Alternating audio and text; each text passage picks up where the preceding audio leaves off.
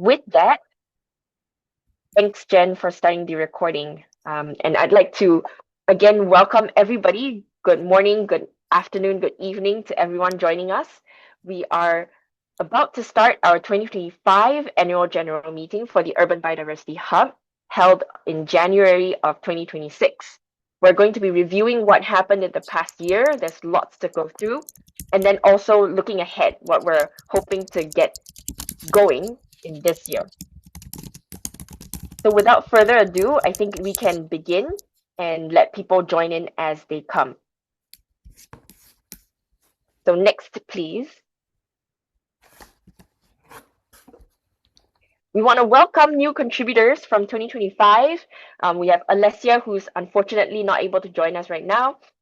Colin, who's also not able to join us right now. But we also have Natsune, who joined us last year, and she's here with us helping out.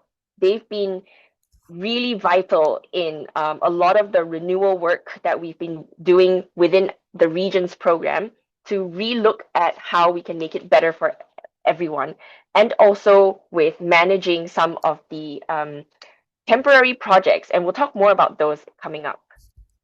But we just want to welcome all of you guys.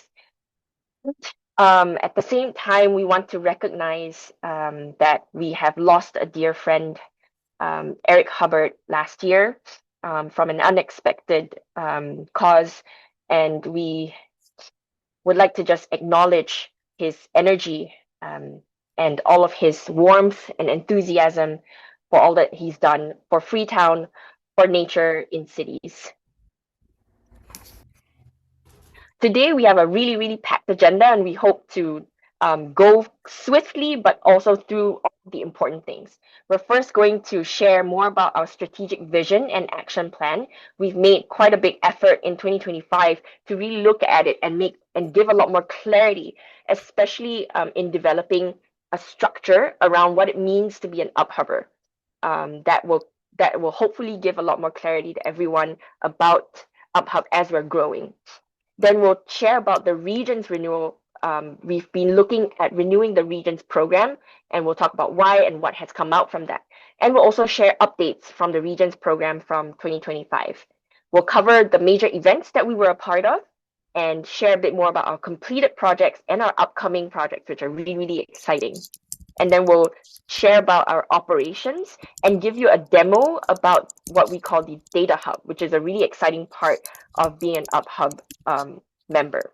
Then at the very end, we'll have legal matters, which is part of the obligations that we have as a registered society in BC, Canada. And at this point, you are welcome to stay, but you're also not obliged to, especially if you have other matters that you need to go to. But we just want to share with you that the legal matters will happen right at the very end. And this will only be done for time slot 1, but will not be done for time slot 2. So next, please. Okay, so I'll share a bit more about this strategic vision that we're looking at. Where are we going? I think a lot of us were thinking about UBHub coming into UBHub was 9 years old last year, and therefore it means we're coming up to our 10th year anniversary in 2026 this year. We were founded together at COP13 back in Cancun, COP13 of the Convention on Biological Diversity, and that happened in Cancun in 2016. So in thinking about that, and in all the expansion that we had in 2024, really the scale of our activities and the number of active contributors have grown exponentially. And we've been faced with the need for clarification on a lot of our internal processes, as well as having better support to welcome newcomers and support our existing leadership. And a lot of that has also been how we want to maintain a consistent high quality of our deliverables and services. So with a lot of these considerations in mind, we spent, I think, a good chunk of 5 months last year really looking into what our strategic vision is like and clarifying and making sure that that's still relevant to us moving ahead. Will that still serve us in the next 3 years, in the next 5 years, in the next 10 years and beyond? And then coming up with a 3-year action plan and clarifying internal structures, roles, and responsibilities. And that means sharing with you today what the UBHubber levels and roles are. Then standardization also of our internal processes, just to make it much easier for our UBHubbers to contribute in a consistent manner. Next, please. So our vision, which we've thought about at the beginning and we've realized is still very much relevant to what we do, is that we are looking to build a world where every city incorporates both their direct and indirect impacts on nature into their decision making. And this vision is translated into our tagline by us enabling cities to plan with nature. And the intention is that they're planning with nature, not just nature within their borders, but nature outside of their borders. And that's where the direct and indirect impacts come in. And if we're able to reach this vision, I think we'll be able to contribute definitely to all the global goals that we're thinking about, especially as urbanization is becoming more and more of a key theme that's building within all of the different spheres when it comes to sustainable development. And we'll talk a little bit about that later on in major events this year that have also recognized that urbanization and urban spaces need to be part of the conversation when we talk about conservation and nature. So our goals for UBHub is to have impact on the field, to shape the sustainability discourse, to acknowledge and address the impacts of cities on biodiversity loss. Again, not just within their boundaries, but outside of them too. Our second goal is to position UBHub as a trusted global leader in nature-based policies, programs, and practices for and with local governments together. And then our third goal is a bit more of an internal network to develop that and the expertise, identity, and cross-sectoral reach of UBHubbers as a professional global community. And to reach these goals, we've developed a 3-year plan, a 3-year action plan towards goal 1. And our outcome is to influence how urban sustainability frameworks, research, and practice will conceptualize cities and biodiversity. And I will not go into details about what we're going to be working on in this, but all of this is available also in the recording and in the slides that we will make available after this. But to just give you a sense of, these are all of the ideas that we want to implement over the next 3 years. And goal 2 for external reputation, that the outcome that we're working towards is that we're consistently engaged in the early development stages of key policies, frameworks, and systems. And in the early stages, because that's where you really get to influence the entire scope of such key frameworks and policies for urban spaces and nature. The next goal is about our internal network, and that we are working towards operating as a cohesive community in which all UBHubbers share a common identity, clear roles, and have regular channels for collaboration, learning, and communication. And with that, I'll pass on to Jen, who will talk about what it means to be an UBHubber. Thanks, Mika. So we're really happy to be rolling out a lot more clarity on our structure and what it means to be an UBHubber. Just a quick overall diagram on how things work in our organization. We have our UBHubbers, which are the members. These are all the people that are working with us, that are taking part in the events that we hold, and that are active at various levels within the organization. So that's kind of our large umbrella term, is UBHubbers. So welcome to all of you as essentially UBHubbers now, though you'll see how we're formalizing that designation moving forward.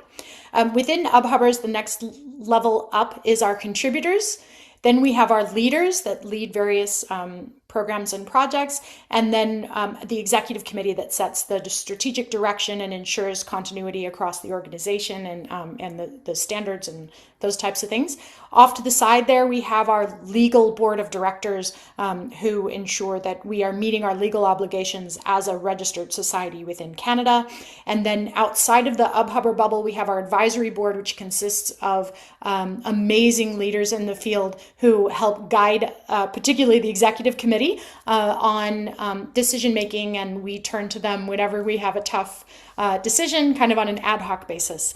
So this is the basic idea, but within this, we've now set up some more formal designations. So you'll see the numbers here, 1, 2, 3, and 4, which then translate into these levels that we've now formalized. So at the lowest level are the folks that are on our mailing list who are invited to our public events. We invite them to share about our events with others. They'll kind of generally know what's going on, and they're also invited to our regional cities and nature briefings according to the region that they've selected. So all of you are on the mailing list. That's how you were able to come to this. And each one of these levels build on one another. So as you go to level 1, it includes everything in level 0, etc., all the way to the top. So our UBHub members at level 1 will receive internal updates. There will be priority selection for our teams. They get to be UBHubbers, and we'll be showing how you can now register your account on ubhub.org to make this happen in order that you can directly contribute to our database via data blitzes and the data hub that we'll be presenting today. So here you'll receive an orientation about the organization and how all of that works, and you're kind of on the stepping stone to get further involved in the organization. Level 2 as a contributor, here you're looking at being able to join in a project, and this is all based on your own interest and kind of raising your hand of, hey, I'd like to be a part of this project, it sounds great, which you will hear about being an UBHub member at level 1. So when you become level 2, this is usually a temporary thing based on a project, your availability. You become a team member on a particular initiative. And so the hours can vary as to what you're doing. It's generally volunteer, though occasionally we have projects that are funded. And in that case, sometimes we can provide remuneration for people's great work at level 2, which we love to do. At level 3 is when you're leading one of these initiatives or an ongoing initiative in the organization, and you become an UBHub leader with a manager or lead title. Here you are able to lead or develop meaningful projects for the organization, and you have priority selection for projects that are funded.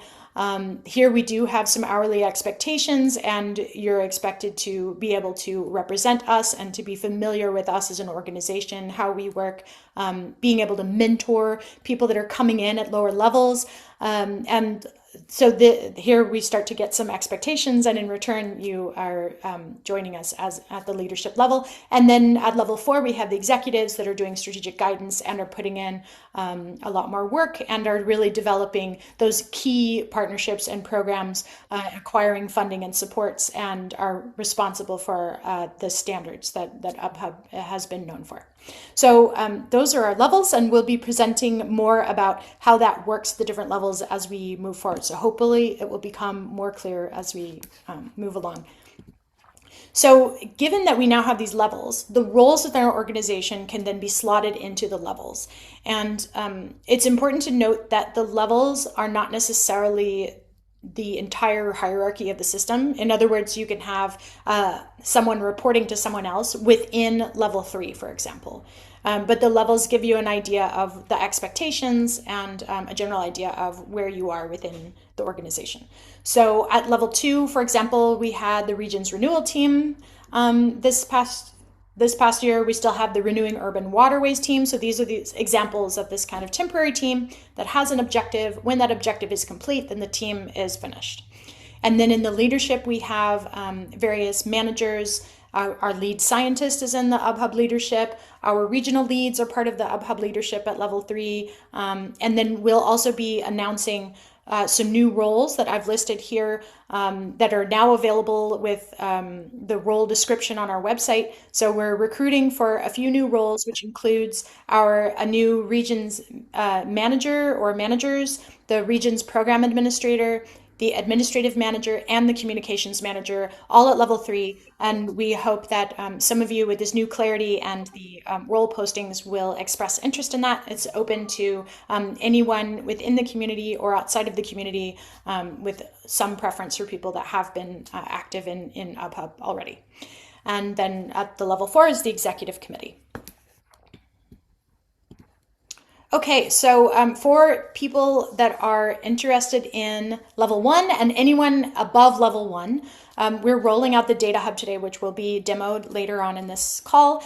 And so everyone that is level 1 and above will need to create an account on our UBHub Data Hub. This is our our proprietary site where you can then contribute directly to our work and access resources that are internal to our organization. You can see here a screenshot example of what we've developed.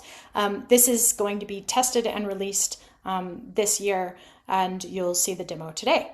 So this will allow you to know exactly where you are in the organization by looking at your profile and to access those resources directly. So this is the clarity that we're providing as part of this action plan.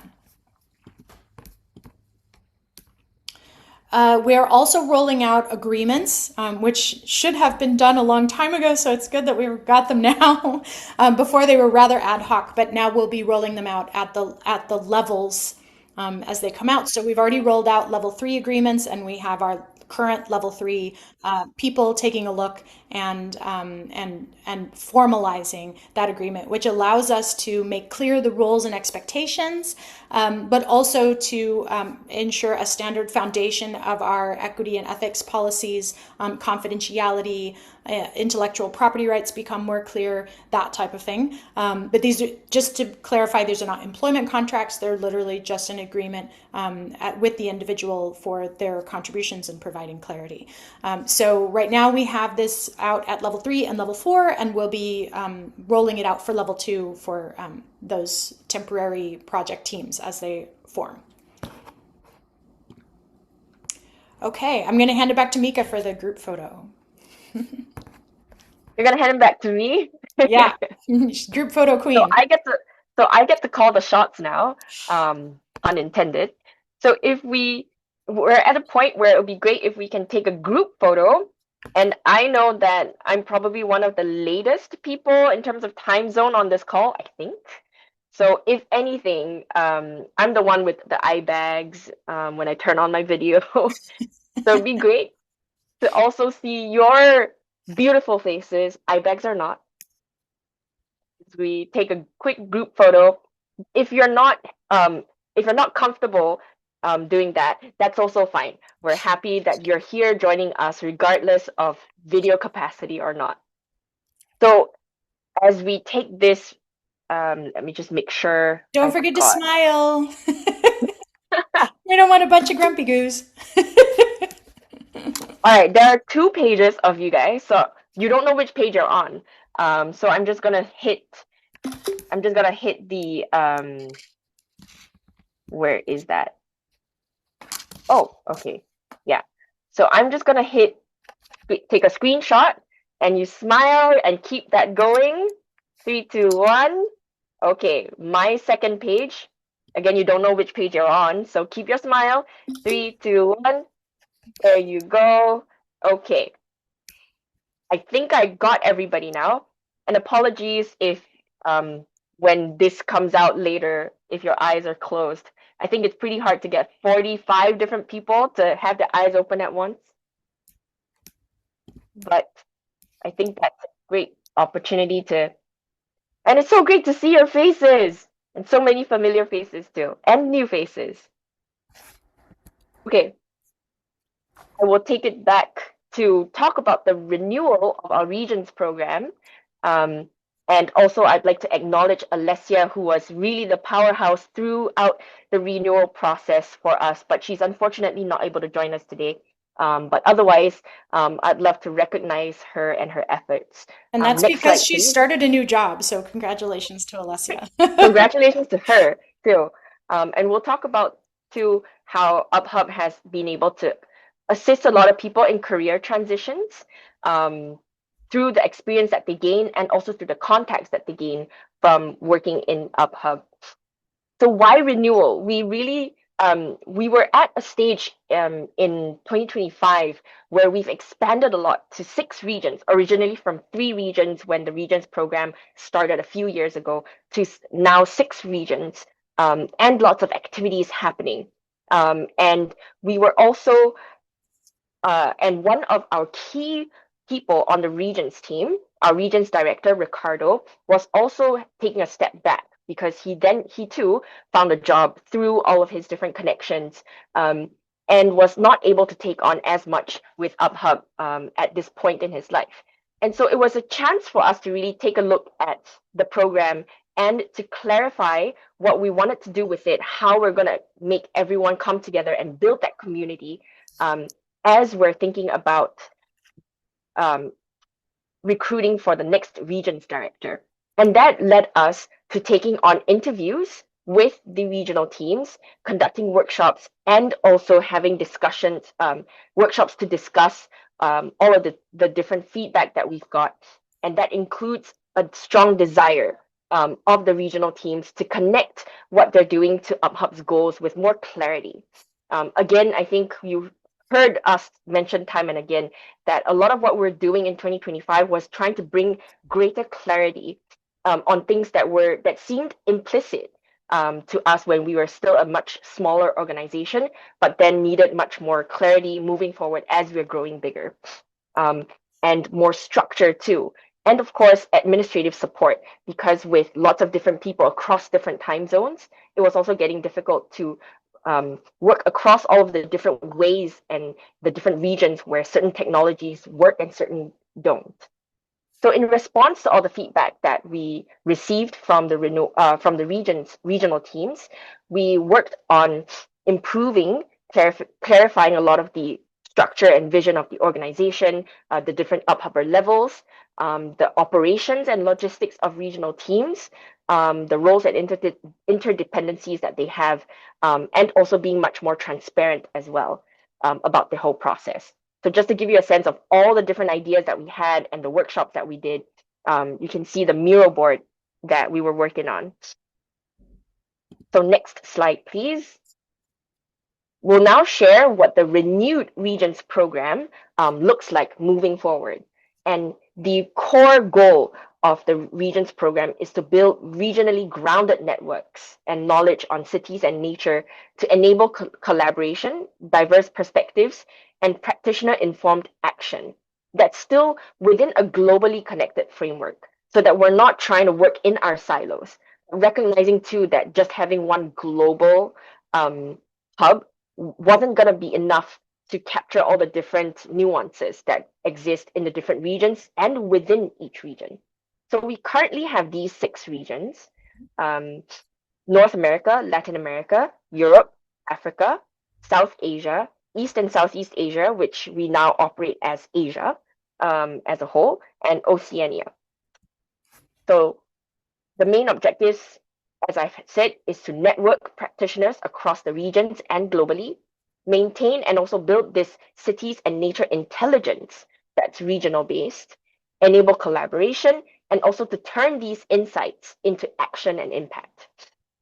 The activities that the Renewed Regions program will take on will be to continue our signature regional cities and nature briefings, and these are online sessions for people to get updated on global and regional developments that's related to cities and nature, and to hear from speakers about topics relevant to their regions. We'll share more about the different briefings that happened in 2025. And the chart up here, the infographic, just shows that there are these global developments that are shared in the different briefings of the different regions, but also regional developments are then built, are then also shared to the global side, so that we all know about what's happening, because technically globally is an amalgamation of all the different things happening in the different regions, plus also things that are relevant for all regions. And upcoming this year, we're going to, again, with our technological advances that we're going to talk about in a bit with the Data Hub, that will allow us to have what we call data blitzes. So if you're aware of what a BioBlitz is, or a watch party on Facebook that used to exist, we are thinking of having this year for UpHubbers to join a virtual Blitz party to then contribute to the world's most comprehensive database of urban biodiversity activities and plans. We know that the database, there's so many things happening out there in the world that's not captured in the database, and we would love to be able to capture many more of these great activities. We're also going to be doing orientation for new UBHubbers by region because that works much better with all the different time zones of our contributors. And other regional activities are also part of the regions program. So, for example, Europe has some thematic working groups that they've come up with, and I'll let them talk more about that in a little bit. And some regional teams are also looking at developing projects that come from the regional insights. So, next slide is just a bit more clarity on the management of the regions program. So on the program management on the left end, the team, so that's the regional program management team, will consist of regions managers, and we're looking at about 2 to 3 managers in the medium to long term that will oversee and manage the regions program and support the regional teams. And also a program administrator to then provide the administrative and logistical support for the whole program. Then each regional team would consist of a regional lead, a regional 1 to 3 regional co-leads, depending on how big that region is and or how many people are interested to support that region. And also opportunities for young professionals to join the regional team to then contribute their skills, insights, and capacity. And this would be the same structure, more or less, for the different regions. I see, Julie, you have your hand raised. Sure, there was just a question in the chat for us about if there's plans for a Caribbean region in the mix. So we're definitely open to having the regional groups as they are now change based on needs. And a lot of the regional teams are very much organic. So Adrian, thanks for raising this. We have always been thinking about having better nuances within each region, particularly. And I recognize always that the Caribbean has particular aspects to it isn't easily captured if you just lump it with Latin America, for example. But we're also thinking about possibly small islands. And we'll have discussions with you and also with this structure now. This gives a much more clear idea of what it means to be able to have a region. If we would like to have that region featured and as part of the region's program, then we will need to build a team can work for that region and the regional activities that will come. I think, oh, okay, now that I'm in the chat group, now that I'm in the chat box, okay, I think Jen, you're picking up on Marin's question. Yeah, I can All give right. a little bit more context. So generally, the regional leads are located within the region, or they're from that region and are temporarily somewhere else. A lot of the people that contribute to our organization move about a lot, but they will be familiar with their region either because they work directly there or they're from that region, and it's often a mix of people that are, culturally native to that region and people that have moved into that region and are working in that region now. Yeah. So the intention is that it's often from a practical standpoint, if the time zone works for the team, that's how we would think of or rather that's what generally works out for our contributors. The time zone works for them.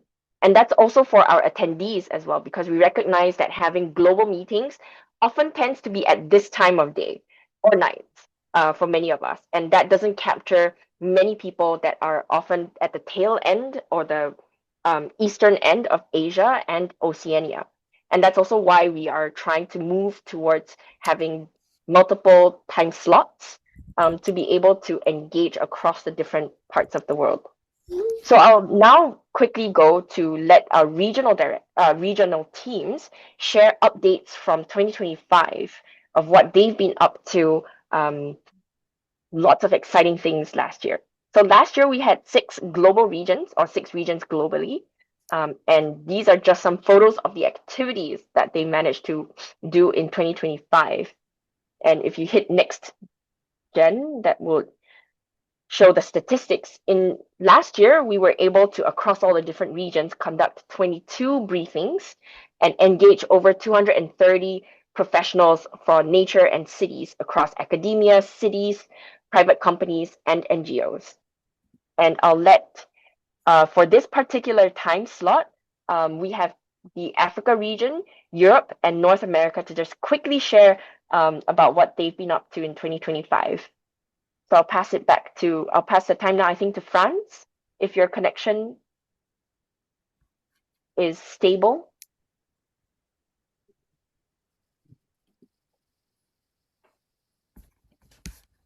Mika, do you hear me? Yes, I can hear you now. Yeah. I'm currently on the way due to an emergency, so I hope to present. As long as you are all right to do so, but if it's difficult for you, We have Julie on the line, one of yeah. the co-leads. Go ahead, Julie. Yeah, I can Thanks. also take it, France. Just to update what we did in 2025, we hosted 3 briefings. In January, we had Durban, South Africa, thanks to Sabelo on the call here. We hosted Freetown, Sierra Leone, and Kanifing, the Gambia, for 3 really interesting pieces. Oh, yeah, 3 really interesting talks that we were able to share on how practitioners are dealing with nature in their cities. As Mika mentioned, we had the tragic loss of Eric in our team, and that really sent us both for a loop, me and France. So we took some time off for the rest of the year to recoup and decide what we wanted to do next with the group, and started kicking off again in January of this year. So from then, we hosted a speaker from Niamey, Niger, and it was a great kickoff. And we're planning, hopefully, for February, a speaker from Kisumu, Kenya, to speak about the programs that are happening there. So thanks. Thanks, Julie. And France, I hope your emergency is gonna work out fine for you. Thanks for joining us despite the unexpected happenings right there. I'll pass on to, I think, is it Yuri from Europe who'll take this on? Yes. Thank you, Mika. I And hope you all can hear me. mhm. So excited to be here. Yeah, 2025 has been a great year. We have sort of had the, well, start up at 2024 and 2025 really consolidated the briefings. Um, Definitely got known a little bit more, and our sort of participation and email list has now increased so much that people were really emailing me and WhatsApping me that they want to contribute more to UbHub, which is super cool. And super nice for UbHub. And that has led to a kickoff or brainstorm for working groups, which I hope to start, well, early this year. So I hope to send out the kickoffs for each of the individual working groups by this week or next week, and we can get that going and get some really cool stuff going on. So yeah, 2025 was really nice. Thanks, Mika. Thanks, Yuri. And just to, yeah, your next briefing is coming up next week, I think. And yeah, we'll see you there. So for North America, is Laura here or Maitreyi? Will you be able to take the floor? I think so. Hi, can you hear me? Yes. Great, thanks, Mika. So from the North American side, 2025 has been very regenerative for us, to be honest. We really picked up with the pace, and we sort of had a renewal of the team, which was very nice for us to carry out. So we had 2 briefings in 2025. The first one was with the Center of Regenerative Solutions. The last one in December was with the Natura Global Roadmap for Urban Nature-Based Solutions. We had really great discussions. We also had a lot of people reaching out for more information, so that has been very encouraging for us. Our next briefing is on the 13th of February next month. We've also sort of decided that, we will host these briefings second Friday of every month around 12 p.m. EST and 9 a.m. EST. So we're also looking for speakers. That's something we'd like to say. If you are interested, you work within the region, that is something we'd really appreciate. You can write to Lara or me. I will leave the information here on the chat. So yeah, that's it from the North American side. Thanks, Maitreyi. And that's a great plug for us to also just share that I think a lot of the regional teams would be reaching out to the regions soon, as we're looking to fill the teams with their leads, co-leads, and young professionals. So if you're looking to contribute more to UbHub in different ways, and also with the regions, just keep an eye out, or leave your email here or leave ways that you'd like to be contacted here in the chat, and our regional teams will pick that up. I am leaving Asia, Oceania, and Latin America for time slot 2 so that we can move on ahead with our packed agenda. So I'll pass on now to talk about major events in 2025. Although wait, not quite yet. I think I'll cover the first event and then pass it on to the others. So in 2025, also another big update was that we became officially an IUCN member with, and I want to thank especially Mexico City and also the Nature Conservancy for supporting our membership application, and that allowed us to really take part in some really important IUCN events last year, as more than just sort of always in collaboration but not yet a member. So that really helped us out institutionally to have that collaboration with IUCN. So next slide, please.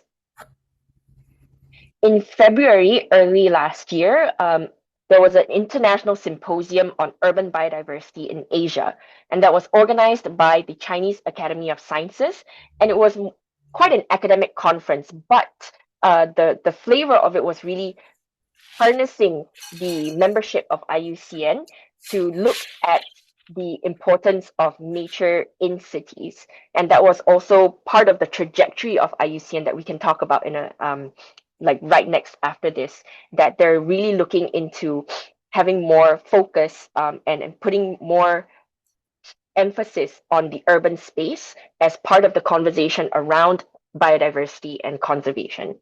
So in this international symposium, UbHub gave a presentation about the application of NBS, nature-based solutions in cities, and the need for urban NBS guidelines. And here were some of the insights that we gained was really that urban biodiversity is gaining traction within IUCN and also within many other spheres that are sort of right now a little bit separate, which are ecology and also the urban development space. The next slide, please. All right, I'll pass this on to Jennifer to present about the Congress. Great, thanks, Mika. So the IUCN has their World Conservation Congress only every few years. I think it's every 4 or 5 years. And we were lucky this year to gain our membership just before attending. We had 5 representatives of the Urban Biodiversity Hub at the Congress. You can see them photographed there. It's Pablo, myself, Mika, Meherwan, and Anushri were all able to attend in person. And all together, we were speakers either on a panel or presenting in, I believe, about 10 different events at the Congress, as well as held many meetings with important folks both at IUCN and many of their member organizations to forward our longstanding cooperation and collaboration with IUCN and its various branches. At this event, we also officially announced our Renewing Urban Waterways for Asian Cities program, which we're doing in partnership with IUCN and UN Habitat, and are now working on that kind of co-fundraising together to make this multi-year proposal work. And we also presented the urban interpretation of IUCN's Global Standards for Nature-Based Solutions, which is not officially launched yet. This is just waiting on IUCN final approval and review, but we were able to do kind of a soft launch there, and thanks to Anushri, who was able to present and launch that. So this was a huge event for us, and I don't think I've ever been so busy coordinating all of these various events, and we had an amazing time at the World Conservation Congress, solidifying the IUCN relationship. I have another slide for this one. So we also I think I've covered all of this information, but I can also add that we held an UBHub meet and greet, which is in the center photograph there at the bottom, with attendees to just share about who we are as an organization. And then separately, not as part of the Urban Biodiversity Hub, I am also serving as the CEM representative on IUCN's Urban Alliance, and so we had several meetings related to that as well. And you can also see Pablo, who is active with the WCPA, on a panel there at one of his sessions. So there was activity going all around, and Meherwan had his own session as well there. So yeah, huge congratulations to the team and to all the work that was put in for that Congress. And now I'll pass it on. Let's see, this would be Laura for the Urban Biodiversity Futures Workshop, but she's not here. So I will just say that briefly, Laura represented us in Chicago for this workshop, which was part of a NSF-funded group that's working on building a multidisciplinary community of researchers and stakeholders focused around the Chicago area with many participants, and is now, as a result of that workshop, we are collaborating in 3 follow-up working groups with the Urban Biodiversity Futures. So that was a really successful group, and we were happy to be able to join in that. And then the next event is the Ontario Biodiversity Summit, which I attended virtually and was part of the kind of promotion for the release of Ontario's biodiversity strategy, which is asking local governments in Ontario to produce their own local biodiversity strategy and action plans. So our presentation was focused around tips for helping those local governments either get started or move forward with their plans, and the next steps in Ontario, to be led by the provincial government, is to establish a community of practice with those municipalities to share approaches, and we're continuing to collaborate on that work.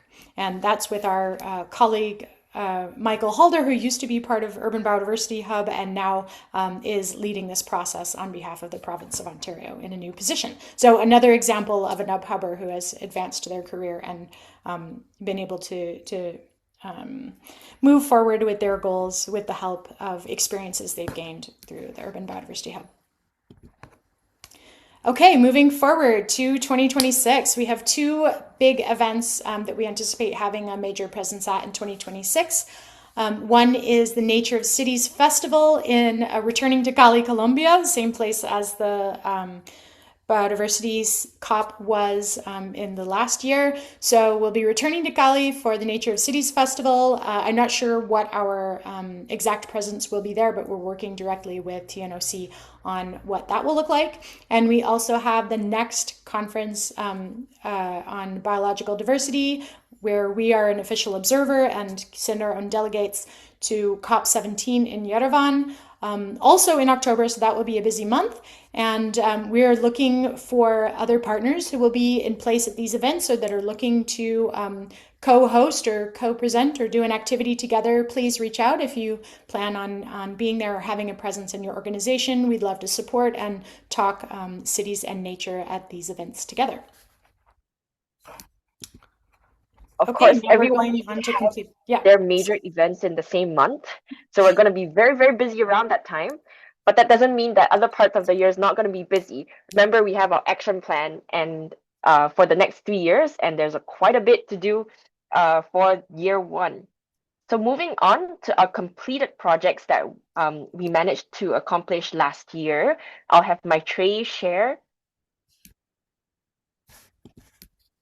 For sure. Great. So the first project that we sort of completed we're still in the process of completing, we completed this in December, is the science-based targets for cities for nature. This is an extended consultancy. We sort of started this project in 2023, and a lot of our roles sort of became advisory or sort of not a lead later last year. But what we ended up doing is we extended that consultancy. We sort of stepped up to lead the last work package towards really completing what we started in 2023.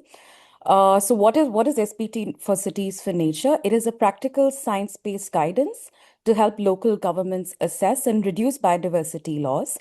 And the thematic in the pilot that we used for this guidance is land use development and sprawl. So what does this guidance really do? It is a three-step structured framework where we first set the context for cities, we assess the pressures and the state of nature, and finally we help cities sort of set targets for their we sort of let cities set targets for nature. So what did we do through these is we first started with contextualizing the guidance. It was already a larger document that sort of brought all of these steps together. The the most important thing that we did through this work package is we developed an executive summary, which is a snapshot of the whole guidance. And it also clarified how the different work packages sort of built on each other to support cities. To really also sort of contextualize it with the cities, we also had roundtables with 4 cities across 4 different regions to really understand how the guidance is sort of taken and absorbed by the cities. And we had all of that feedback, bring it back to the executive summary, and we sort of helped it better to situate it within different contexts. And finally, sort of wrapping up this whole work together, we developed a media package, a communication package that sort of lets dissemination of all the work that we've done, not just through this work package, but also through 2023. And it's been submitted to the client. We still do not know when the launch dates would be set, but that is something we will have very, very soon in the next coming months. So that is with the SBT. If you go to the next slide, Mika.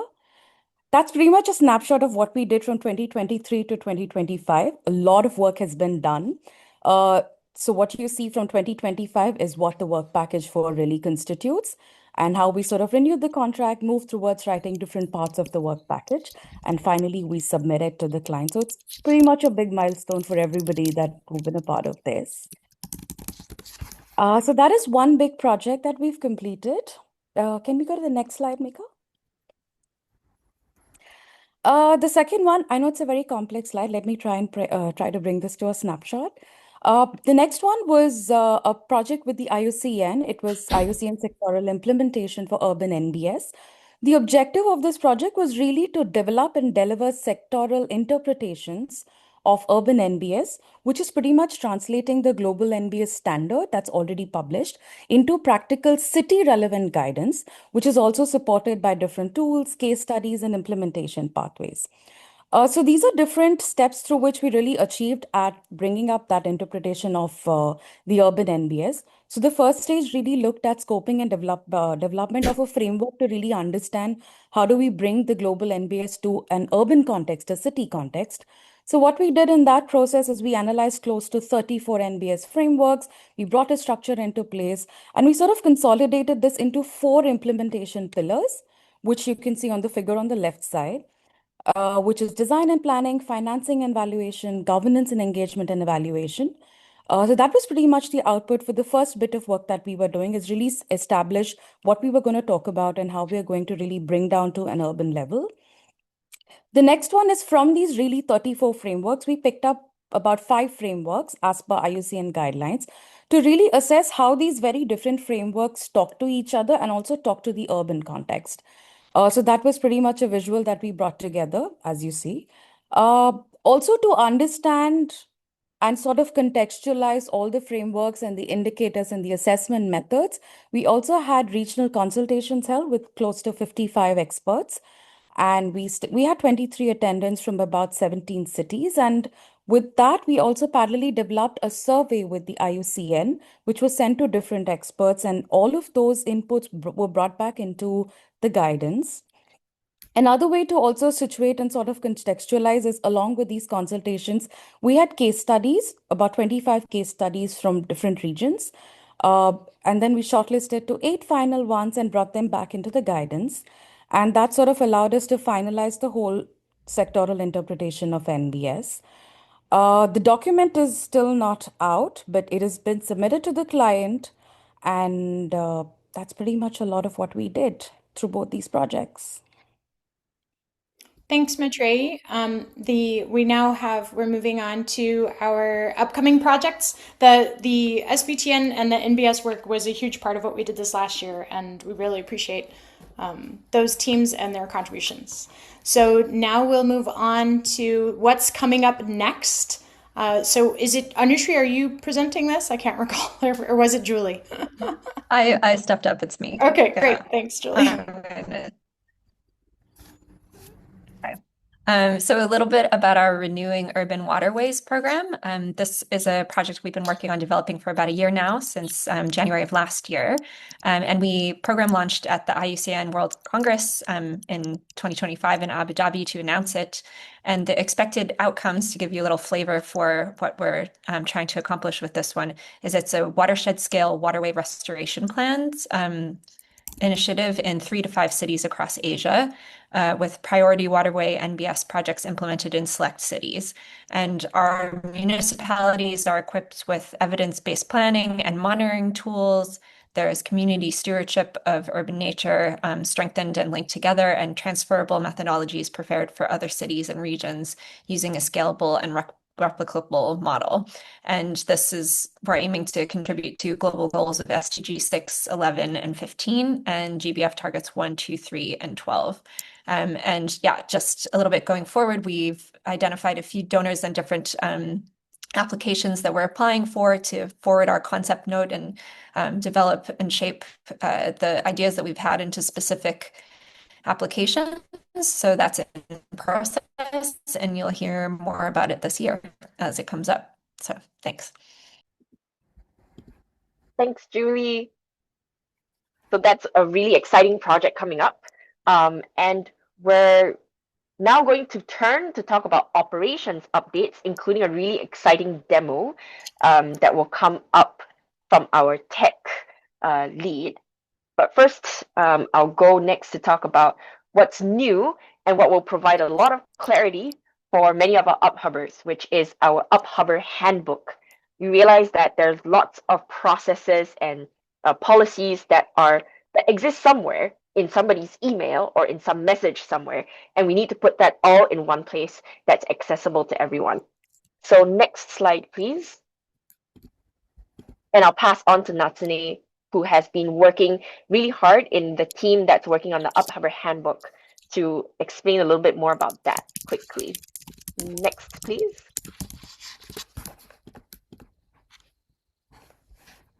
Hi, yeah. So our current team is working on a new initiative in which we are creating a central reference guide for all UBHubbers containing, so we have the table of contents here, but it'll be outlining the strategy and mission, the projects as we mentioned, as well as the basic procedures to develop projects, as well as the organizational structure, the levels of involvement, a lot of which we've discussed previously in this presentation, and a lot of administrative procedures. And so we intend for this to become as a good key point of reference for our members to be able to refer for all important processes, just to streamline coordination. And although it's not completed yet, we are intending for it to be completed in the first half of this year. So very exciting things.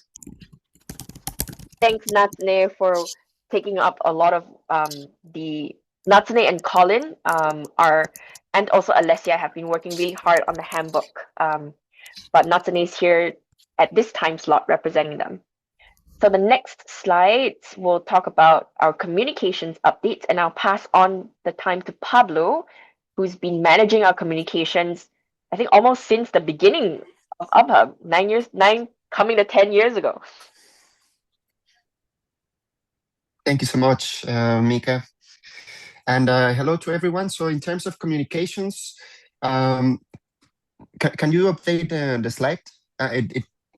Well, the numbers are still the same. So we have, for subscribers, we have on our email almost 1,400 subscribers.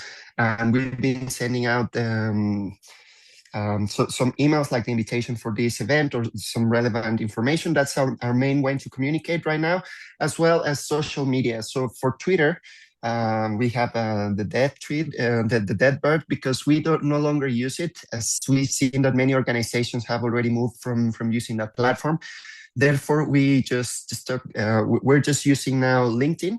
And in the last year, our LinkedIn following grew from from almost 700 to almost 1,000. So we're 7 people away from 1,000. So if you can go and check it out, we're going to be, the idea is to be more active in this communications part. And that leads me to the next slide, please. Because we are, well, right now, as part of communications, we'll be sharing the leadership opportunities that are currently opening. We have 4 level 3 opportunities, like current openings, one of them being communications manager, but also regions manager. The selection timeline is that's starting from today up to the 23rd of February. We're going to make the first revision, but that's going to be on a rolling basis. And we are anticipating to select people on by March this year. So if any of you are interested, please check out the link in here, or you can use the QR code to check it out. And as you said, up to the 23rd of February, we're going to do the first revision. So if you're interested, please go ahead and take a look. So that would be it. Thank you. Thank you, Pablo. We'll next go to our exciting demo from our tech team lead. Glenn, are you here with us? Hello. Yes, I am. All righty. Okie dokie. So, welcome. Hello, everyone. Thanks for sharing slides with me, Mika. So, on the website, we've got a Join Us button, and once the website is back up and running, right now the website is currently a little bit down, but not all of it. On our next slide, though, we're going to talk about the next phases for what we can do with our online tools.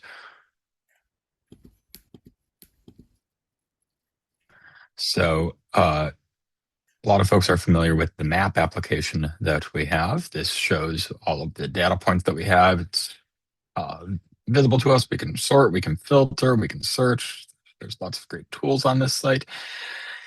But one of the main problems with it was that it was difficult for us to keep this up to date. It was basically a giant Excel spreadsheet that people would sometimes tell me to go ahead and update the database with. So in order to make this a little bit more dynamic and a little bit easier for you folks to work with, if we go to the next slide. Glenn, if you don't mind, I can just pop in and explain for people that aren't already familiar with the map function. Oh, go right ahead, yes. The way that it works and has worked historically for some time is that when you would go to the map page on our website, you would be able to select a location from amongst all these places that have urban biodiversity activities. And we've done an example here of Greater Belo Horizonte in Minas Gerais in Brazil, where you can see what activities they are a part of. So they were part of the Interact Bio in 2017, and they're a pioneer city on the Cities with Nature. And each one of those you can click on and find out more. So what's important here is that the way that our database worked, we have what's called a relational database that has locations throughout, which are pinned on the map. Within each location, we have program participation, which you're seeing here in this example from Belo Horizonte. And then we also have documents within those. So within our database are several different kind of interconnected tabular data sets. And so in the past, there was a major bottleneck whenever there were updates of going between the executives, our technical team, trying to get all of the data and get it updated and then onto the map. And that was really causing the map to have these kind of periodic updates every couple of years. And then otherwise it was just becoming kind of stale and couldn't stay on top of everything all at once. So we've been working over the past year to change that system to make it so that many different people can directly update this map. So that's what we're going to be demoing today. So I'll pass it back to Glenn to continue with his presentation. So I hope that helped kind of set the stage. Thanks, Jennifer. Yeah, so the next thing we're doing is allowing users who are invited users to come in and modify this for us in real time with permissions, of course. So I'm going to do a quick demonstration here of how this is going to work. Right. So I'll stop my screen share and then you'll start yours. I think everybody can see mine. So I've logged into the site here. I can see all of our locations. It's really lovely. I'm going to search for a location that I think should exist in the database now. I go pen. I don't see it here. Okay, so the location I'm looking for doesn't exist. So we need to add this location. It's an important location to the database. It's got a lot of important biodiversity plans. It's very important to biodiversity, generally speaking. So what I'm going to go here is I'm going to go add new entry. And I'm going to call, we're going to put its latitude is -29, and its longitude is -13. The location name is Penguin City. Okay. It's got a population of about 120. And we're going to hit submit. Okay. So I still won't find it here. I still won't find Penguin here. Penguin City isn't here yet. That's because someone over here needs to come in and review my submission. So we don't just get people coming in and making changes to it. So this person, so our lead levels are going to come in here and they're going to review this and see, we've got a new submission. It's an insert. Here's its latitude and longitude. Looks good. All right. I'm going to click approve, submit that. Says everything is great. And then we go over to the map and refresh our map. And there it is, Penguin City, right where we set it down. Ta-da! So that's how the system works. We can also modify and edit documents. So we can see like what's going on with the documents that are attached to any of these plans. We can add different programs. So there are quite a few programs in the whole world on biodiversity planning. I'm sure more are being added on the regular, and you'll be able to go ahead, add those, update them if there are new changes to their websites, new changes to their names, changes to the programs, those sorts of things. And that's how the system works so far. Oh, this will kind of be the main site for most volunteers to be going to as well. The Wix site, which we see over here, is kind of meant to be like our brochure site. Regular visitors come here, people who aren't part of UBHub, this is how they learn about what UBHub is. It's a great site, they can learn about it. This is where customers might come, clients might come to figure out if we're a good fit for them or something like that. And but then we will be logging in here for the purposes of saying, okay, well, I've got access to different resources, access to resources specific to UBHubbers. I can see who the users are. If you see who the users are, it's just a bunch of users who I've created so far. But this is Data Hub. And Glenn, while we've got you here with the website showing, can you go back to the website tab that you had a second ago if you've still got it up? I mean, this one right here? Yes, thank you. So we are aware that basically at the time this call started, the redirect on our website stopped working. So if you just load ubhub.org, you get a 404 error. I've put in the chat a link that will work, and we'll send you to our current website while we work on fixing that technical issue.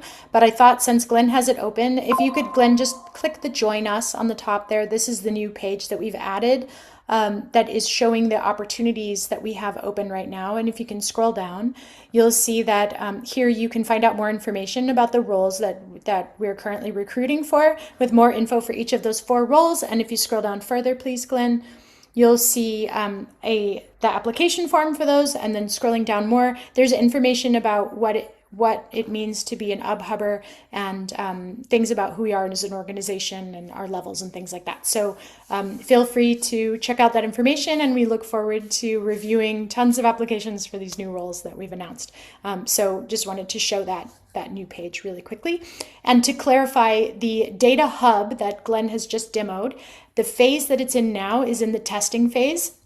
So we've done the demo. We have much of the functionality already in place, and kind of the back of house stuff is robust. But we're looking at adding a few more features just to make it more user-friendly through testing, and then we'll be rolling it out and inviting all of you to join the Data Hub and contribute data directly as level 1 or above. So this plays into and is integrated with the UBHubber levels that we presented earlier, and we're looking forward to creating this community together.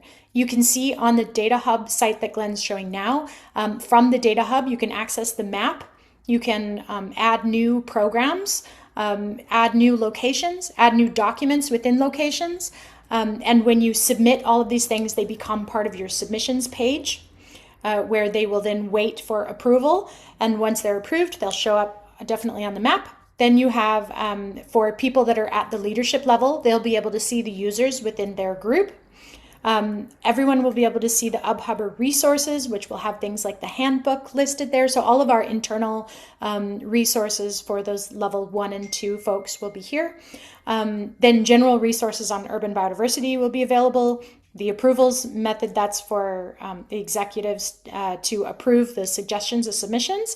And from there, we can also manage user profiles and indicate your role within the organization, your level, that type of thing. So this is the kind of functionality that we're going to have available this year via the Data Hub, moving from demo to rolling it out fully to everyone. So look out for that announcement, and we look forward to having you all on this system.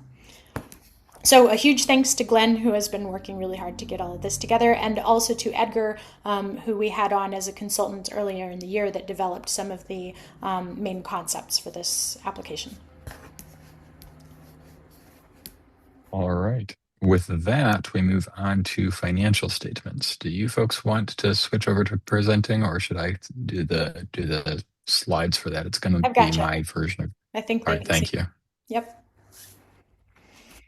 Hey, Jen and Glenn, I'm just going to interject here and say that I think the redirect now works. So ubhub.org does get to our website. I think excellent. That was figured out. Catastrophe averted. Thank you, Mika. It always happens in the middle of the biggest meeting of the year.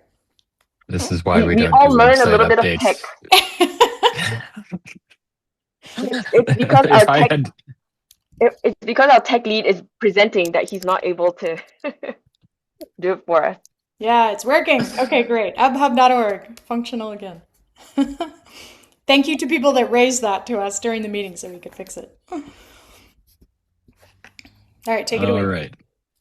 So as a not-for-profit society in British Columbia, Canada, UBHub is partly responsible for making sure we report our financial statements to members. So we go back to 2021 all the way up to 2025. And in 2025, we was our first year of net income being negative. We're a not-for-profit, so it's not like the idea here is for the entity to continue to make large sums of money or anything like that. This is not surprising. This is not, oh dear, we're losing money. No, we are not a for-profit company whose goal is to continue to grow and grow and grow financially speaking. Our impact here is social in nature. So first things first, don't worry about seeing negative numbers here. That's not the point of the organization or anything of that nature.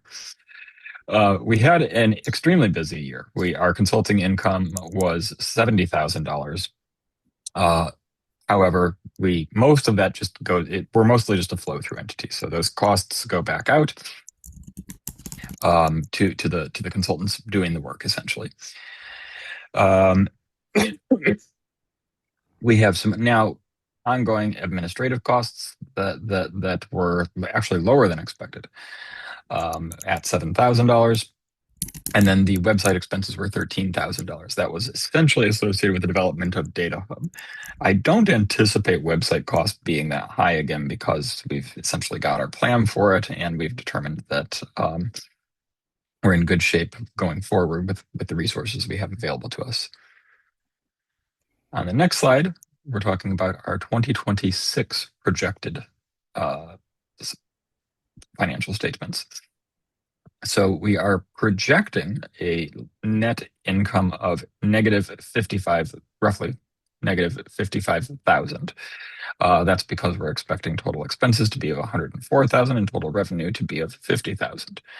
That's totally fine. As you probably saw, we'll still have cash available to continue operations and everything. Lastly, I wanted to go to that very next slide and show how good we are at projecting, because you'll see what happens is that this is from 2025 estimated to 2025 actuals. We actually had slightly higher revenue than expected and slightly lower costs than expected last period. I am not making any promises that we do that again this time. So if we come back here a year from now and we're like, yep, we have 50,000 less in the bank, that's what we expected. Everything will be fine. This is going according to plan.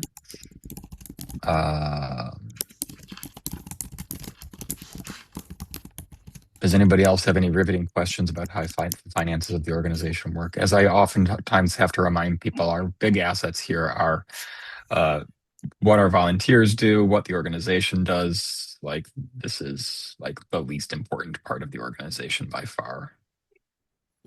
No, Glenn, this is one of the important parts of the organization. And thank you, Glenn, for covering really what allows us to continue a lot of our operations that otherwise would not be covered by funded projects. So with that, I want to just close up at least the updates portion of the annual general meeting with a quick, I guess, image splash of what we've done this year. A lot fewer events that we attended as compared to 2024, but a lot more internal reflection and clarity, I think, building up that amongst our UBHubbers. And with that, I want to open the floor if there's any questions or thoughts that have not been captured in the chat group so far. And it'd just be great to also hear some other people's voices. Hey, Sabrina, nice to see you. Well, if your video is on, I can actually see you. I didn't mean to turn that off. I just have a quick question, actually, about the freshwater project that you mentioned. So with the sort of transition to splitting Asia into two different regions, I was just wondering whether that project had an emphasis on one region or the other, one sub-region or the other. Yeah. So Asia is just really, really huge. It's the largest continent ever. And I think we are focusing first on South Asia for the project, but we've definitely heard lots of interest about that project in many other regions, like outside of Asia as well. We've even had a discussion, we've even had a comment here in the chat about having it in the Caribbean. So we're really looking at this. This project has so far gotten sufficient partnerships and incoming and interest from funders, and we would like to see if we can replicate it for the other regions. But currently the funders are looking at Asia, or that's just the nature of the different partnerships that we've made with the different funders. But if you know of any funder that's interested to fund it in other regions, we'd be happy to talk about replicating it, because it's a very scalable and replicable model in its essence. But of course, the ways in which it's being implemented will have to change according to the different regions. Yeah. Just out of curiosity, I'm going to have to look up his name, but there's a researcher from I don't know if it's called the University of Busan or Korea University in Busan, who does a lot of work on freshwater systems in Korea. I'm just curious whether you've connected with them. He's a frequent contributor to URBio.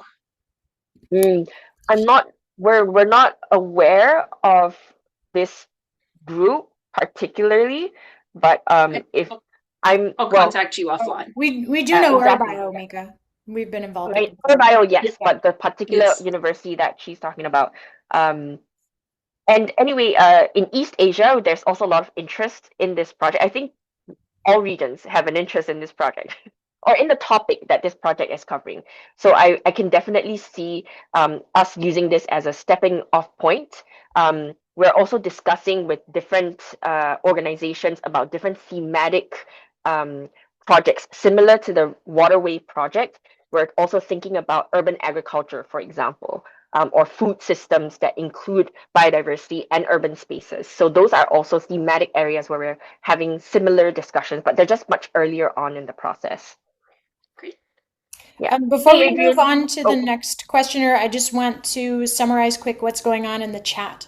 So we did have a few questions pop up in the chat that I've been responding to, but wanted to clarify we had a person asking for the link to the data hub.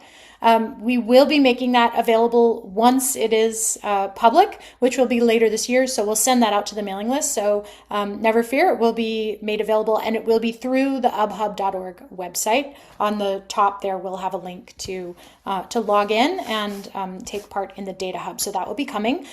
We also had a comment from Audrey, just looking forward to being able to connect more strongly with the AIPH Greenest City Awards and their newsletters that come out and offering to announce about the data hub there, which would be wonderful. So thank you, Audrey, for that. Then we also had a post about one of the CBD sites not working, but we unfortunately are not in charge of the Convention on Biological Diversity, so the CBD site function I can't influence. But we would love to continue to be involved in supporting non-state actor commitments to the convention as much as we can. A lot of that work is also posted or is coordinated by ICLEI through their Regions for Nature and Cities for Nature platform. So feel free to look at that for reporting on contributions directly.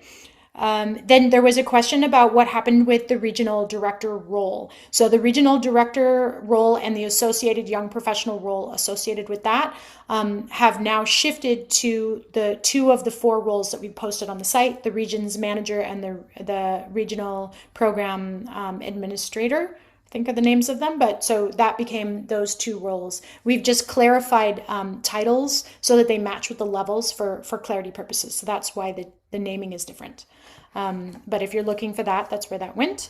And yeah, I think I've gotten everything. There's a link there for the Europe team to look at. And thanks, JD, for the congratulations.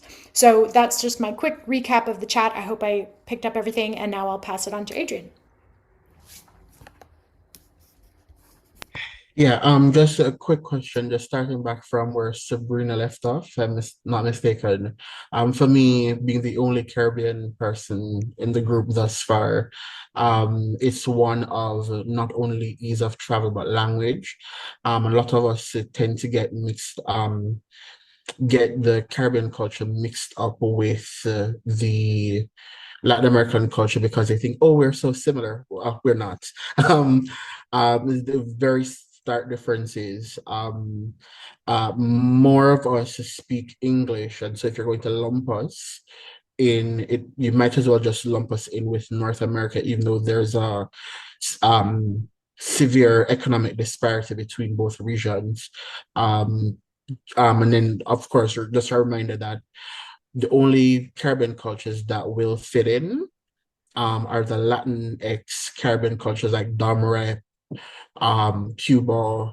They straddle. They're the only ones that straddle the lines between both regions in terms of cultural similarity and languages. The francophone speakers also get left behind, but the francophones feel much closer to the Anglo speakers like myself, culturally and linguistically, which is kind of weird. But yeah, that's where it is. So I'm just telling you all of this to inform how you probably want to go forward. The next suggestion I'll make is probably think about partnering with other NGOs in the region, whether young NGOs coming up or established NGOs because they understand the subcultures in each region. And I know you have persons from these regions as well, but the internal and operational politics, they also understand it a lot more. Speaking as someone who's actually working for the Jamaican government right now, um, the internal politics, some persons from the region, but working with these organizations, understand that let's use Mika's term, nuance. um, and that's all I'll say on that. Puerto Rico is the US. So this, we put them in brackets. So Adrian, this is great that you brought this up too, because it's an opportunity for us to share that with this kind of stronger clarity on how we work as an organization, it's going to make it much easier to incorporate these new suggestions. So, and I know you've brought this up last year as well, the need for a Caribbean region, and I really appreciate you're diligently still telling us this, because we are interested in doing this, but because we had to do all of this restructuring of the regions, now we have better clarity. We have the roles. Like, we're getting to the point where we're going to be able so, to more so that nimbly react to these suggestions, if that makes sense, and bring someone on yeah, to no do problem. so I It's just one of the want reasons everyone why on the call to know that suggestions like this, either for a different kind of regional breakup, or like new regions, or we'd love to have like an indigenous focused group. So these types of groups, bringing them up is something that we definitely welcome, as well as people that would like to join a leadership team within an existing region. So if this matches you, if this is for an existing region, we encourage you to attend the upcoming regional briefing for your region. And you can email us if you're not already on that mailing list. And if you alternately, like Adrian, have suggestions on the regional program makeup itself, this is a good time to have that conversation, because after we get these 4 roles filled, we'll then be looking at making sure that every region is well supported and that our regional system is well laid out and organized. So it, yeah, hopefully that will very all be able to quickly, happen this next year. We will see. We're quite ambitious for 2026. Yeah, so I hope that helps. let's see, very quickly, for the sustainability of Hub based on the financials and the water project, um, in building out several divots, using that water project as an example, and this goes for your other projects. I'm wondering if we could build in some kind of mechanism where we can earn some funds to set up an endowment fund for Hub, so that we don't necessarily always have to be fundraising for um, projects, or at least being able to have some pool of funding that we can earn, skim off the top from the interest as dividend payments that are made, so that we can at least do the pilots or pilot the research and information. Because I'm within the forestry department now, I can possibly get some information on Jamaica in terms of the urban forestry project that we had a few years ago. The challenge with the water project is because you're looking at a city, for an island like Jamaica, most of our municipal counties are too stretched, and most of our urban biodiversity stuff are done by central government agencies like the one I'm based in. And so it's a matter of who manages what.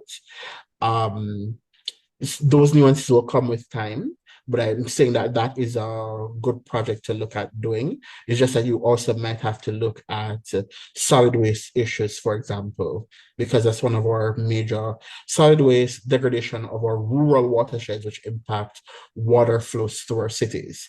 So for us, you don't get away from looking at the rural, assessing the rural context if you want to assess urban biodiversity. I'll end it there. So those are just my 2 suggestions.